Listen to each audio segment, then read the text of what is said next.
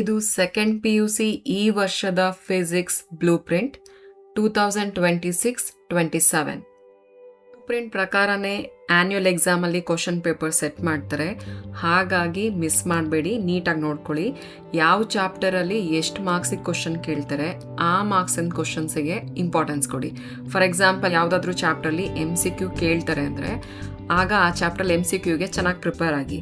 ಕೇಳಲ್ಲ ಅಂದರೆ ಜಾಸ್ತಿ ಇಂಪಾರ್ಟೆನ್ಸ್ ಕೊಡೋ ಅವಶ್ಯಕತೆ ಇರಲ್ಲ. ಮತ್ತು ಯಾವುದಾದ್ರೂ ಚಾಪ್ಟ್ರಲ್ಲಿ 5 ಮಾರ್ಕ್ಸ್ ಕ್ವಶನ್ ಬರುತ್ತೆ ಅಥವಾ ಪ್ರಾಬ್ಲಮ್ ಬರುತ್ತೆ ಅಂದರೆ ಅದಕ್ಕೆ ಇಂಪಾರ್ಟೆನ್ಸ್ ಕೊಟ್ಟು ಚೆನ್ನಾಗಿ ಪ್ರಾಕ್ಟೀಸ್ ಮಾಡಿ ಚೆನ್ನಾಗಿ ಕಲ್ತ್ಕೊಳ್ಳಿ. ಇದರಿಂದ ಏನಾಗುತ್ತೆ, ನಿಮ್ಮ ಟೈಮ್ ಸೇವ್ ಆಗುತ್ತೆ ಮತ್ತು ಒಳ್ಳೆ ಮಾರ್ಕ್ಸ್ ಸ್ಕೋರ್ ಮಾಡೋದು ಈಸಿ ಆಗುತ್ತೆ. ಸ್ಟಡೀಸ್ಗೆ ಸಂಬಂಧಪಟ್ಟ ಹಾಗೆ ಸಾಕಷ್ಟು ವಿಡಿಯೋಸ್ ಇದೆ ಈ ಚಾನಲಲ್ಲಿ. ಹಿಂದಿನ ವರ್ಷದ ಕ್ವಶನ್ ಪೇಪರ್ ಜೊತೆಗೆ ರೈಟ್ ಆನ್ಸರ್ಸ್ ಕೂಡ ಅಪ್ಲೋಡ್ ಮಾಡಿದ್ದೀನಿ, ಅದನ್ನು ನೋಡ್ಬೋದು ನೀವು. ಎಕ್ಸಾಮ್ ಪ್ರಿಪ್ರೇಷನ್ ಬಗ್ಗೆ ಸಾಕಷ್ಟು ವಿಡಿಯೋಸ್ ಇದೆ. MCQಸ್ಗೆ ಆನ್ಸರ್ ಗೊತ್ತಿಲ್ಲ ಅಂದರೆ ಟ್ರಿಕ್ಸ್ ಇದೆ, ಯಾವ ಥರ ನಾವು ಕರೆಕ್ಟಾಗಿ ಗೆಸ್ ಮಾಡಿ ಆನ್ಸರ್ ಮಾಡ್ಬೋದು ಅಂತ. ನಮ್ಮ ಪ್ರಿಪ್ರೇಷನ್ಸ್ ಯಾವ ರೀತಿ ಮಾಡ್ಕೋಬೇಕು, ಯಾಕೆ ನಮಗೆ ಮರ್ತೋಗಬಾರ್ದು ಅಂದರೆ ನಾವೇನು ಮಾಡಬೇಕು, ಈ ಥರದ್ದು ಸಾಕಷ್ಟು ವಿಡಿಯೋಸ್ ಇದೆ. ಅದು ನಿಮ್ಮ ಸ್ಟಡೀಸಲ್ಲಿ ಹೆಲ್ಪ್ ಆಗುತ್ತೆ, ಅದನ್ನು ವಾಚ್ ಮಾಡಿ.